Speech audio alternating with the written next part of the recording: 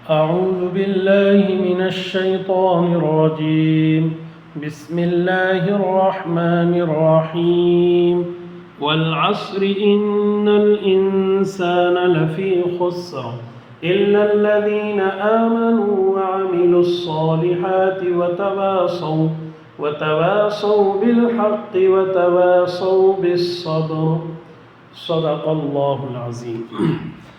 قابل احترام دوستوں، بزرگوں اور محترم ناظرین کرام، السلام علیکم ورحمۃ اللہ وبرکاتہ۔ قرآن کریم اللہ رب العزت کی وہ کتاب ہے جو سرچشمہ ہدایت ہے۔ جس طرح اس کی تلاوت عبادت اور ثواب کا کام ہے، اسی طرح اس کا سمجھنا اور سمجھانا بھی مسلمانوں پر لازم اور ضروری ہے، تاکہ اس رب کے پیغام کو سمجھا جا سکے جس کے آگے ہم سر جھکا رہے ہیں۔ اور اسی مقصد کو پورا کرنے کے لیے ہمارے اپنے چینل پیغام دین پر ہم نے درس قرآن کا یہ سلسلہ شروع کیا ہے۔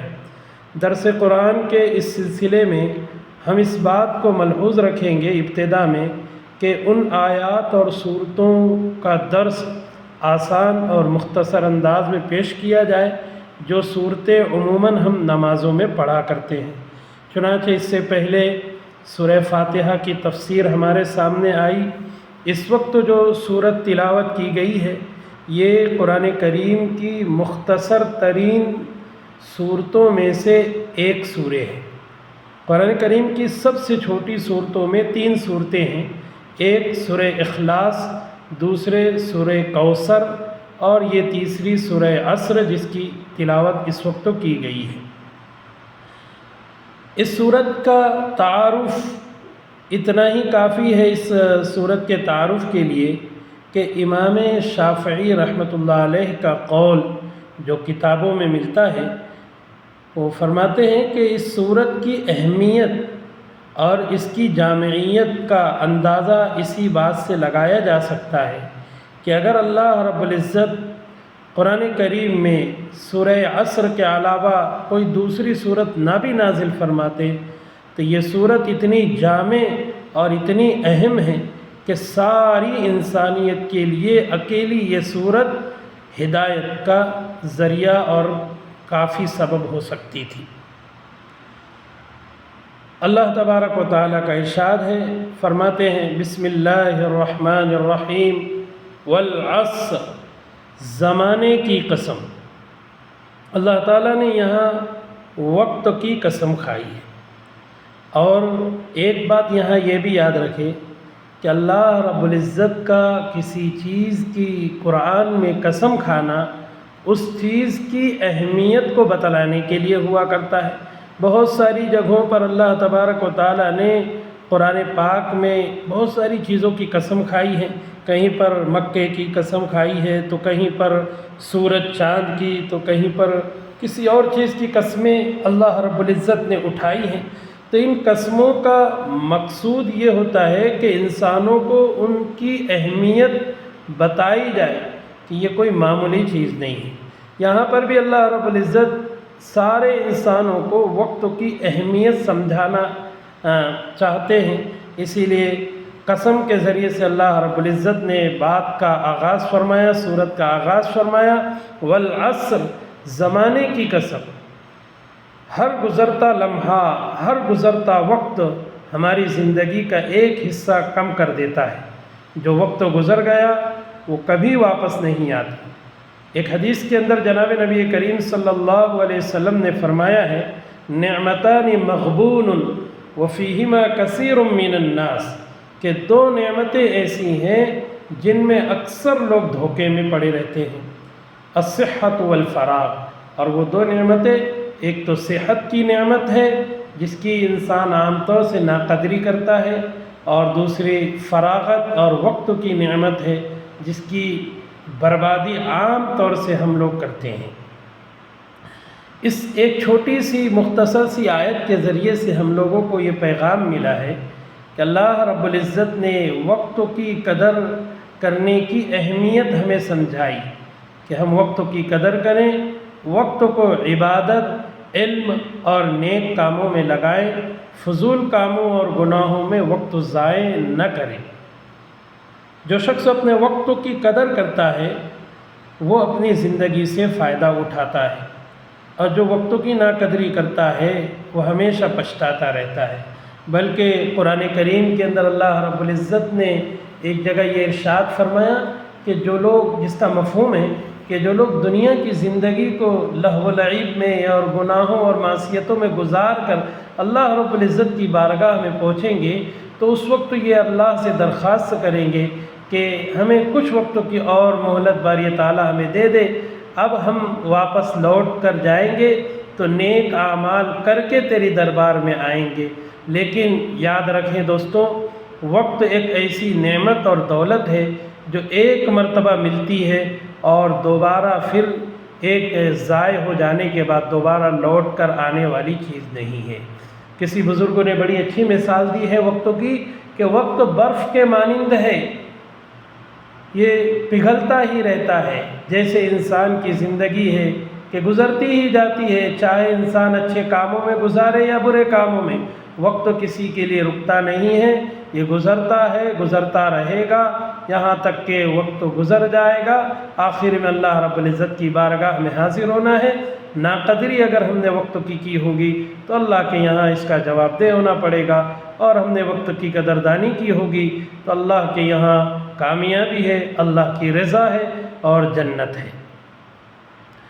دوسری آیت اللہ رب العزت فرماتے ہیں ان الانسان لفی خسر، بے شک انسان یقیناً بڑے خسارے میں ہے، نقصان میں ہے۔ ہر انسان دنیا میں کچھ نہ کچھ سرمایہ لے کر آیا ہے، اور وہ سرمایہ اصل عمر کا سرمایہ ہے، زندگی کا سرمایہ ہے۔ اگر یہ عمر، یہ زندگی اللہ کی اطاعت میں نہ گزری تو سب کچھ ہونے کے باوجود انسان نقصان میں ہے۔ دنیا کی دولت، شہرت اور منصب یہ آخرت کی کامیابی کی ضمانت نہیں ہے۔ ہم تاریخ اٹھا کر دیکھیں کہ بہت سارے اس دنیا کے اندر ایسے آئے کہ جو دنیا کی ساری دولت جن کے پاس جمع تھی، شہرت میں جو ہے تو اپنی عروج کو پہنچے ہوئے تھے اور بڑے بڑے عہدوں اور کرسیوں کے مالک تھے، لیکن آخرت والے اعمال نہ ہونے کی وجہ سے، ایمان اور اعمال کے اعتبار سے خالی ہونے کی وجہ سے نہ ان کی دولت کے نقشے انہیں کامیاب کر سکے، نہ ان کی حکومت اور منصب کی جو ہے تو کوششیں انہیں آخرت کے اعتبار سے کامیاب کر سکی ہے۔ تو اصل کامیابی اللہ کی رضا اور جنت والے اعمال ہے۔ تیسری آیت میں اللہ رب العزت نے فرمایا اِلَّا الَّذِينَ آمَنُوا، کہ کامیاب لوگ وہ ہیں کہ جو ایمان لے آئے۔ قرآن کریم اس صورت کی ابتدا میں اللہ تبارک و تعالیٰ نے ناکام لوگوں کے بارے میں بتایا کہ ناکام وہ ہیں جو اپنی وقت کی قدردانی نہیں کرتے ہیں، خواہشات کے پیچھے پڑ کر وقت کو ضائع کرتے ہیں، اپنی زندگی کے قیمتی لمحات کو برباد کر دیتے ہیں۔ سب سے بڑے ناکام اور خسارے میں یہی لوگ ہیں۔ اب یہاں سے تیسری آیت سے سلسلہ ان لوگوں کا شروع ہو رہا ہے جو کامیاب ہیں۔ کامیابی کی سب سے پہلی شرط یہ بیان کی گئی ہے کہ ایمان و یقین کی دولت دل میں موجود ہو۔ اللہ اور اس کے رسول، فرشتوں، کتابوں، آخرت اور تقدیر پر ایمان رکھنا ضروری ہے۔ ایمان انسان کی زندگی بدل دیتا ہے۔ دوسری شرط کامیاب لوگوں کی وَعَامِلُوا الصَّالِحَاتِ، کہ صرف ایمان کافی نہیں بلکہ نیک اعمال بھی ضروری ہے۔ نماز، روزہ، زکوٰۃ، ماں باپ کی خدمت، ہمیشہ سچ بولنا، سچائی کا ساتھ دینا، سچوں کے ساتھ رہنا، سچوں کے ساتھ کھڑے رہنا، سچائی کا پکش لینا، اچھے اخلاق کے ساتھ زندگی کا گزارنا، لوگوں کی مدد کرنا، سارے نیک اعمال ہیں۔ ان تمام نیک اعمال کو ایمان و یقین کی صفت کے ساتھ اگر کوئی کرے گا تو یہ کامیابی کی دو شرطیں جمع ہوگی۔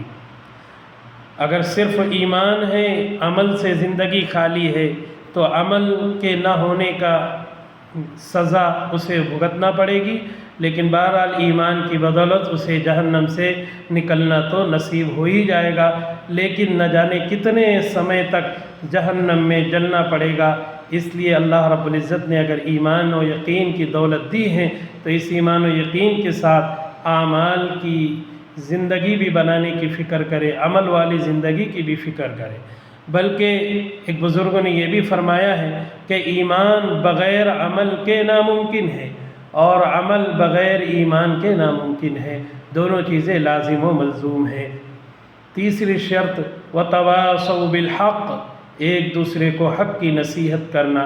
اگر معاشرے میں برائی پھیل رہی ہو تو خاموش نہ رہیں، بلکہ محبت اور حکمت کے ساتھ لوگوں کو دین کی دعوت دے۔ اور چوتھی شرط کامیابی کی وتواصوا بالصبر، حق پر چلنے میں مشکلات ضرور آتی ہے، صبر کے بغیر کامیابی ممکن نہیں۔ نبیوں نے بھی مشکلات برداشت کیں مگر دین پر قائم رہے۔ آج اگر عبادت میں، دعوت میں یا نیکی کے راستے میں آزمائش آئے تو صبر کرے۔ یہ صبر، ایمان اور اعمال یہ وہ خوبیاں ہیں، وہ صفات ہے جن کی بنیاد پر انسان کی کامیابی ٹکی ہوئی ہے۔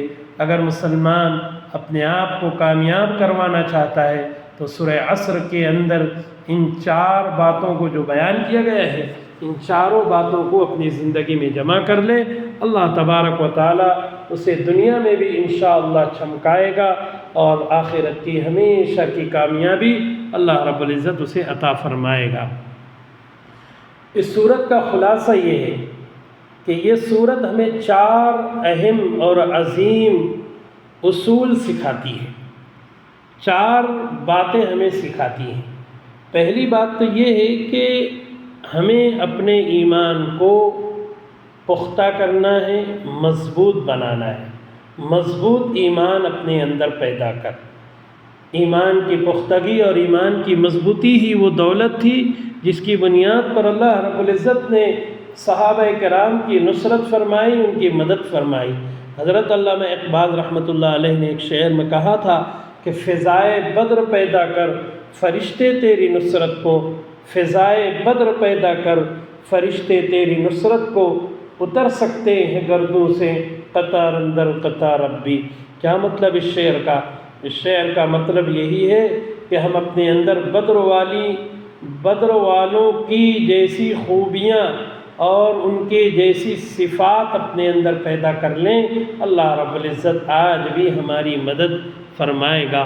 اللہ کی مدد کا ضابطہ شخصیتوں کے ساتھ نہیں، اللہ کی مدد کا ضابطہ اعمال اور ایمان کی بنیاد پر ہوتا ہے۔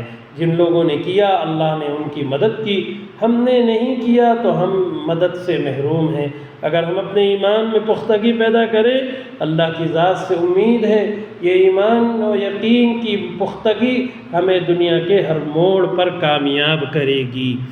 اللہ تعالیٰ نے فرمایا لا تہنوا ولا تحزنوا وانتم الاعلون، کہ تم ہی سربلند رہو گے، کامیاب رہو گے ان کنتم مؤمنین، اگر تم مومن ہو۔ تو اس صورت میں سب سے اہم جو پہلا پوائنٹ ہمیں سکھایا گیا وہ ایمان کی پختگی ہے۔ دوسرا خلاصہ یہ ہے کہ نیک اعمال، ایمان کے ساتھ ساتھ نیک اعمال کا بھی اہتمام کریں، حق کی دعوت دیتے رہیں، اور چوتھا امر ہے ہر حال میں صبر کریں۔ جو شخص یہ 4 صفات اپنا لیتا ہے وہ دنیا اور آخرت دونوں میں کامیاب ہے۔ آج ہم عہد کریں کہ اپنے وقتوں کی حفاظت کریں گے، نمازوں کی پابندی کریں گے، قرآن کریم کی تلاوت روزانہ کے اعتبار سے کریں، اور لوگوں کو اچھائی کی دعوت دے، اور آنے والی مصیبتوں اور آزمائشوں پر صبر کرے۔ اللہ تعالی ہمیں سورہ عصر پر عمل کرنے کی توفیق عطا فرمائے۔ وآخر دعوانا ان الحمد للہ رب العالمین، والسلام علیکم ورحمۃ اللہ وبرکاتہ۔